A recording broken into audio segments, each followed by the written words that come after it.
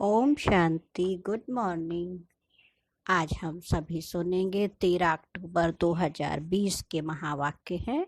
इसमें मीठे बाबा ने कहा, मीठे बच्चे, बाप आए हैं तुम्हें घर की राह बताने। तुम आत्मा अभिमानी होकर रहो तो यह राह सहज देखने में आएगी। प्रश्न है, संगम पर कौन सी ऐसी नॉलेज मिली है जिससे सतयुगी देवताएं मोहजीत कहलाते हैं? उत्तर है, संगम पर तुम्हें बाप ने अमर कथा सुनाकर अमर आत्मा की नॉलेज दी, ज्ञान मिला। यह अविनाशी बना बनाया ड्रामा है। हर एक आत्मा अपना अपना पार्ट बजाती है। वह एक शरीर छोड़ दूसरा लेती है। इसमें रोने की तो बात ही नहीं है। इसी नॉलेज से सतयुगी देवताओं को मोहजीत कहा जाता है। वहां मृत्यु का नाम नहीं। खुशी से पुराना शरीर छोड़ नया लेते हैं। आज का गीत है, नयनहीन को राह दिखाओ प्रभु, दर दर ठोकर खाओ रे। ओम शांति। मीठे मीठे रूहानी बच्चों प्रति रूहानी बाप कहते कि राह तो दिखलाता हूँ, परंतु पहले अपने को आत्मा निश्चय करके बैठो। देही अभिमानी होकर बैठो तो फिर तुमको राह बहुत सहज देखने आएगी। भक्ति मार्ग में आधा कल्प ठोकरी खाई है। भक्ति मार्ग की अथाह सामग्री है। अब बाप ने समझाया है, बेहद का बाप एक ही है। बाप कहते हैं, तुमको रास्ता बता रहा हूँ। दुनिया को यह भी पता नहीं कौन सा रास्ता बताते हैं। मुक्ति जीवन मुक्ति, गति सदगति का। मुक्ति कहा जाता है शांति धाम को। आत्मा शरीर बिगर कुछ भी बोल नहीं सकती। कर्मेंद्रियों द्वारा ही आवाज होता है।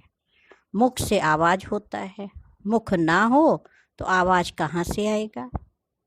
आत्मा को यह कर्मेंद्रियां मिली हैं कर्म करने के लिए। रावण राज्य में तुम विकर्म करते हो। ये विकर्म छीछी कर्म हो जाते हैं। सतयुग में रावण ही नहीं तो कर्म अकर्म हो जाते हैं। वहाँ 5 विकार होते नहीं। उसको कहा जाता है स्वर्ग। भारतवासी स्वर्गवासी थे, अब फिर कहेंगे नरकवासी। विषय वैतरणी नदी में गोता खाते रहते हैं। सब एक दो को दुख देते रहते हैं। अब बाबा कहते हैं, अब कहते बाबा ऐसी जगह ले चलो जहाँ दुख का नाम ही ना हो। बच्चे क्या कहते हैं कि बाबा ऐसी जगह ले चलो, हाँ, नयनहीन को राह दिखाओ। कहा ना, जो अज्ञानता के नयन है, हाँ, ज्ञान नयनहीन, नॉलेज नहीं है। मैं कौन हूँ, कहाँ जाऊँगा, कैसे दुख आया, परेशानी आई। कहते प्रभु राह दिखाओ, हमें ऐसी जगह ले चलो जहाँ दुख का नाम ही ना हो। वह तो भारत जब स्वर्ग था तब दुख का नाम नहीं था। स्वर्ग से नरक में आए हैं, अब फिर स्वर्ग में जाना है। यह खेल है। बाप ही बच्चों को बैठ समझाते हैं।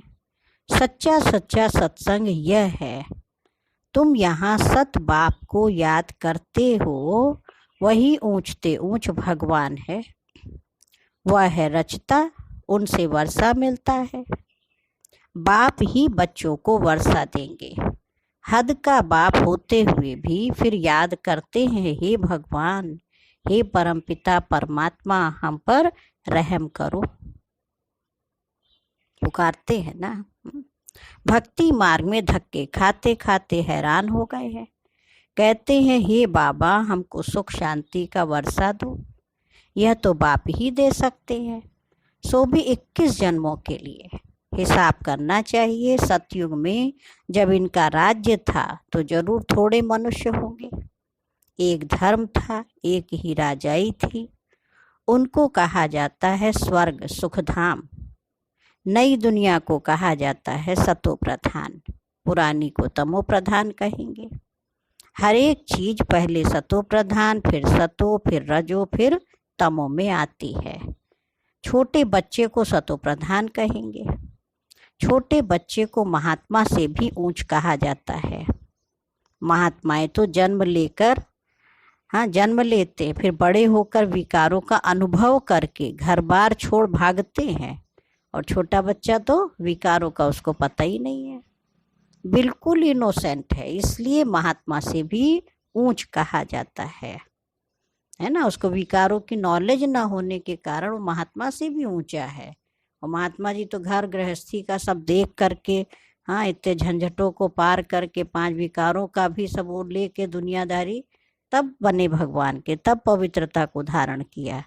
इसलिए छोटा बच्चा महात्मा कहलाता है। और उसकी पूजा कितनी, देखो छोटे बच्चा श्री कृष्ण, कितना उनकी पूजा होती है। महात्मा है ना, इनोसेंट है।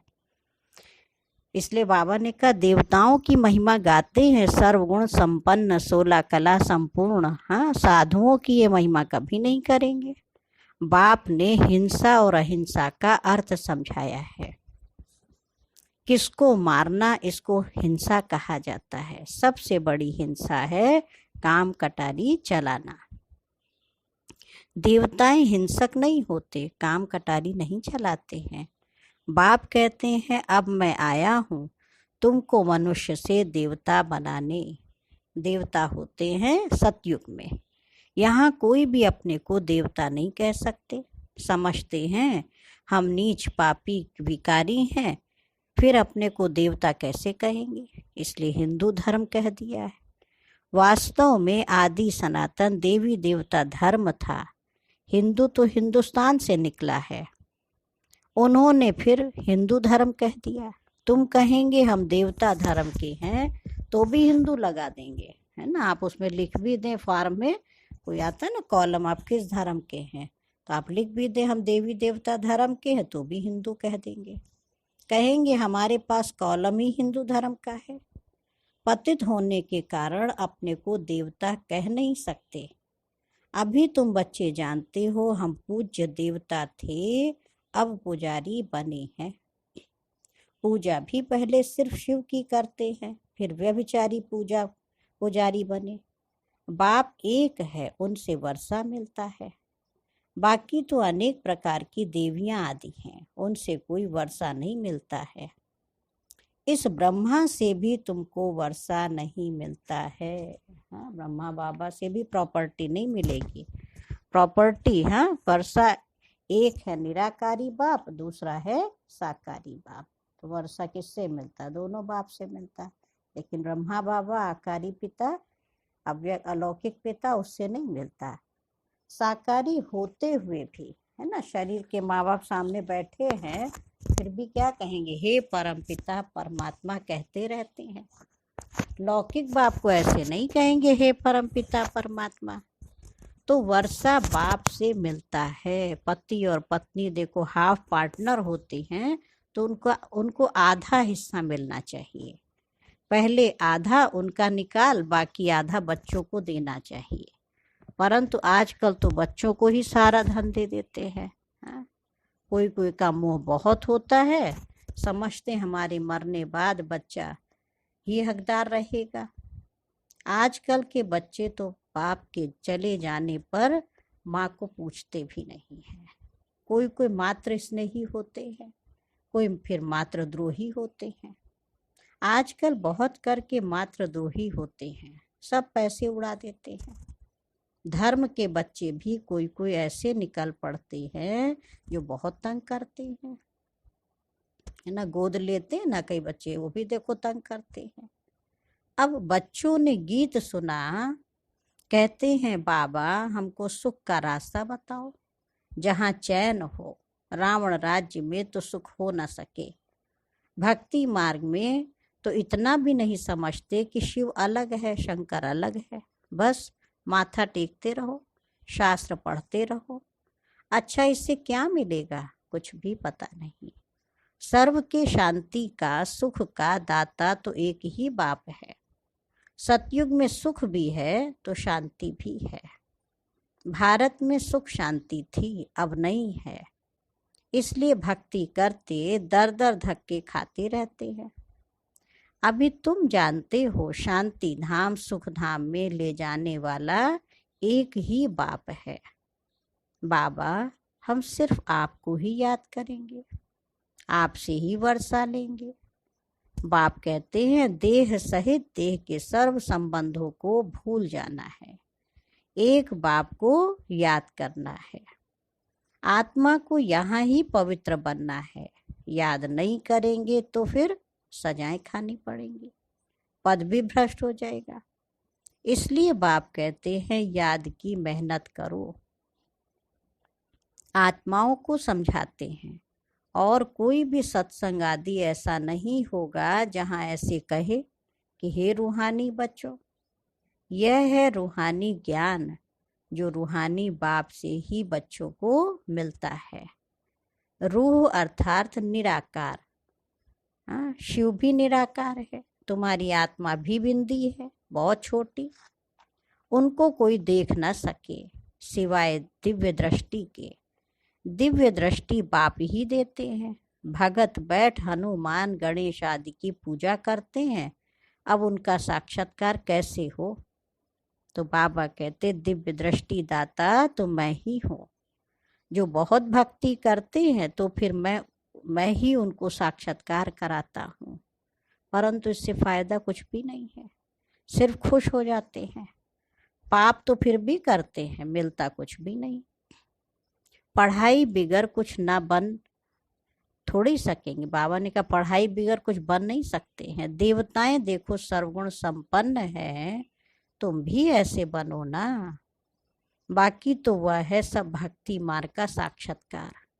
सचमुच कृष्ण से झूलो, स्वर्ग में उनके साथ रहो, वो तो पढ़ाई पर ही है। जितना श्रीमत पर चलेंगे उतना ऊंच पद पाएंगे। श्रीमत भगवान की गाई हुई है, कृष्ण की श्रीमत नहीं कहेंगे। परम पिता परमात्मा की श्रीमत से कृष्ण की आत्मा ने यह पद पाया है। तुम्हारी आत्मा भी देवता धर्म में थी, अर्थात कृष्ण के घराने में थी। भारतवासियों को ये पता नहीं है कि राधे कृष्ण आपस में क्या लगते थे, दोनों ही अलग अलग राजाई के थे। फिर स्वयंवर बाद लक्ष्मी नारायण बनते हैं। ये सब बातें बाप ही आकर बच्चों को समझाते हैं। अब तुम पढ़ते ही हो स्वर्ग का प्रिंस प्रिंसेस बनने के लिए। प्रिंस प्रिंसेस का जब स्वयंवर होता है तब फिर नाम बदलता है ना। वही छोटे थे तब राधे कृष्ण थे, बड़े हुए तो नाम बदली होके क्या पड़ गया, श्री लक्ष्मी श्री नारायण। तो बाप बच्चों को ऐसा देवता बनाते हैं। अगर बाप की श्रीमत पर चलेंगे तो तुम हो मुख वंशावली, वो है कुख वंशावली। दुनिया के ब्राह्मण क्या है, वो कुख से पैदा हुए। वह ब्राह्मण लोग हथियाला बांधते हैं काम चिता पर बिठाने के लिए। अभी तुम सच्ची सच्ची ब्राह्मणियां काम चिता से उतार ज्ञान चिता पर बिठाने हथियाला बांधते हो, तो वो छोड़ना पड़े। यहाँ के बच्चे तो लड़ते झगड़ते पैसा भी सारा बर्बाद करते हैं। आजकल दुनिया में बहुत गंद है। बाबा कह रहे सबसे गंदी बीमारी है बाइस्कोप। अच्छे बच्चे भी बाइस्कोप में जाने से खराब हो पड़ते, इसलिए बीके को बाइस्कोप में जाना मना है। बाइस्कोप मना क्या, जो फिल्म देखते हैं ना, कहते कैकेयी ने एक कोप भवन देखा तो राम को 14 वर्ष वनवास हो गया, और बाइस्कोप देखे तो क्या हो हालत है। हाँ, जो मजबूत हैं उनको बाबा कहते वहां भी तुम सर्विस करो, उनको समझाओ ये तो है हद का बाइस्कोप, एक बेहद का बाइस्कोप भी है। बेहद के बाइस्कोप से ही फिर ये हद के झूठे बाइस्कोप निकले हैं।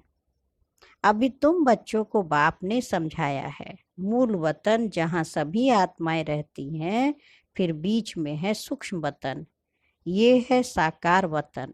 खेल सारा यहाँ चलता है, ये चक्र फिरता ही रहता है। तुम ब्राह्मण बच्चों को ही स्वदर्शन चक्रधारी बनना है, देवताओं को नहीं। परंतु ब्राह्मणों को ये अलंकार नहीं देते हैं क्योंकि पुरुषार्थी हैं। अच्छा, बाबा ने कहा आज अच्छे चल रहे कल गिर पड़ते हैं, इसलिए देवताओं को देते हैं, है ना।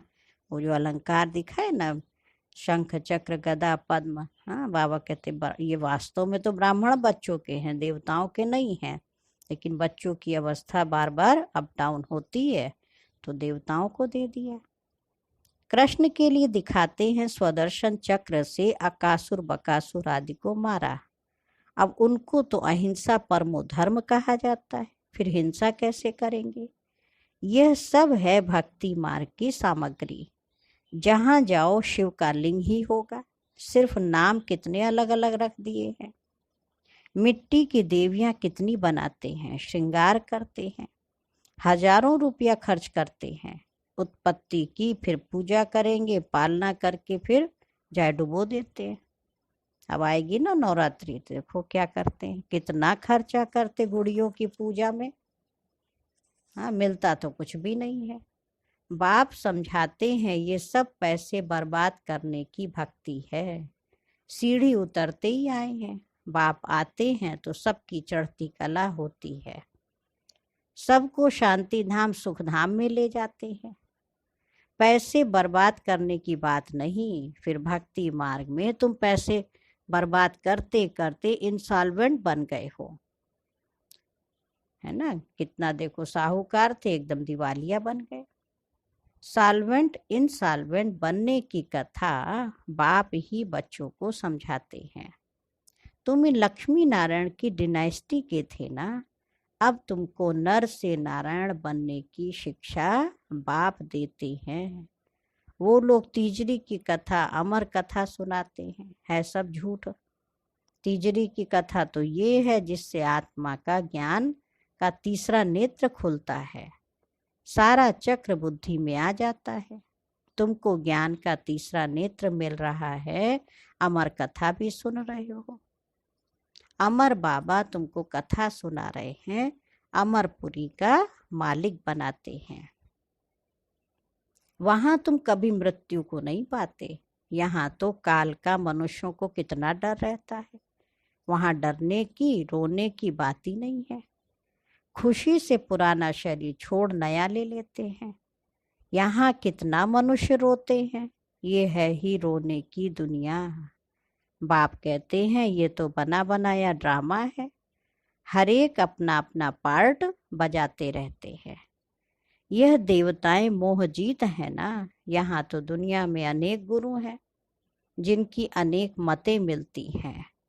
हर एक की मत अपनी है, हाँ, हर एक की राय अपनी अपनी है। एक संतोषी देवी भी हैं जिनकी पूजा होती है।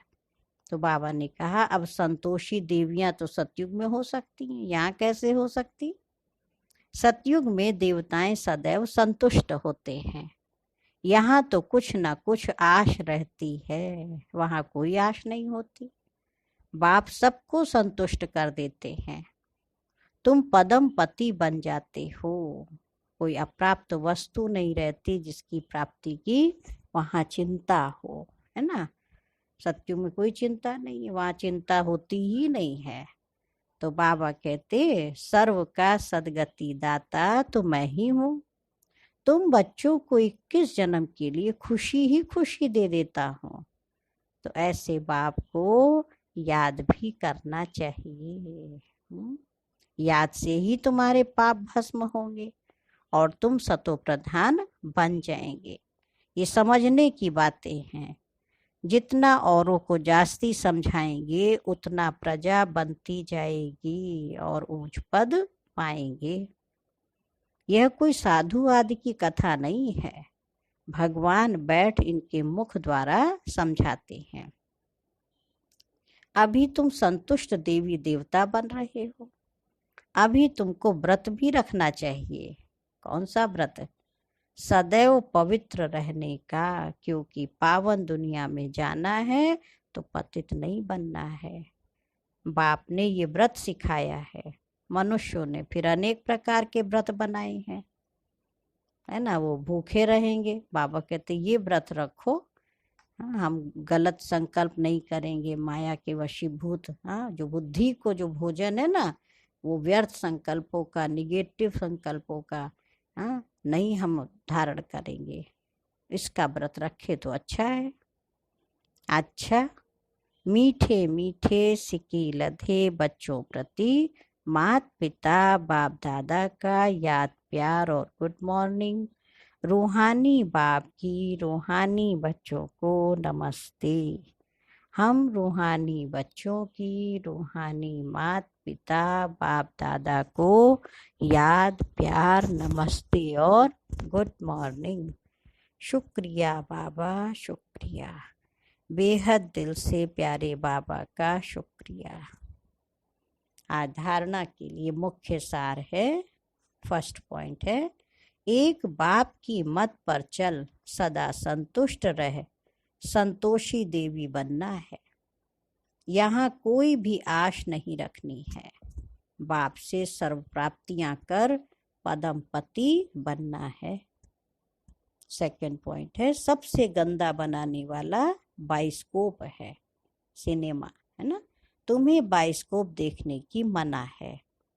तुम बहादुर हो तो हद और बेहद के बाइस्कोप का राज समझकर दूसरों को समझाओ, सर्विस करो, है ना। बाइस्कोप माना ही सिनेमा, तो सिनेमा क्या होता है, सिन माने पाप, माँ माने माँ। अब पाप की माँ देखेंगे तो बुद्धि कैसी बनेगी, है ना। बाबा कहते इसलिए कोई ऐसा चित्र नहीं देखो, ये बेहद का बाइस्कोप देखो। हाँ, हम सतयुग में क्या थे, अभी क्या बन गए।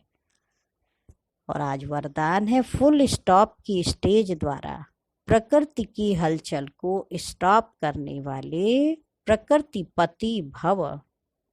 बाबा ने कहा वर्तमान समय हलचल बढ़ने का समय है। फाइनल पेपर में एक तरफ प्रकृति का और दूसरी तरफ 5 विकारों का विकराल रूप होगा। तमोगुणी आत्माओं का वार और पुराने संस्कार सब लास्ट समय पर अपना चांस लेंगे। ऐसे समय पर समेटने की शक्ति द्वारा अभी अभी साकारी, अभी अभी आकारी और अभी अभी निराकारी स्थिति में स्थित होने का अभ्यास चाहिए। देखते हुए ना देखो, सुनते हुए ना सुनो। जब ऐसी फुल स्टॉप की स्टेज हो तब प्रकृतिपति बन प्रकृति की हलचल को स्टॉप कर सकेंगे। और आज का स्लोगन है, निर्विघ्न राज्य अधिकारी बनने के लिए निर्विघ्न सेवाधारी बनो। अगर निर्विघ्न राज्य चाहिए तो बाबा ने कहा निर्विघ्न सेवाधारी बनो। अच्छा, ओम शांति, ओम शांति, ओम शांति।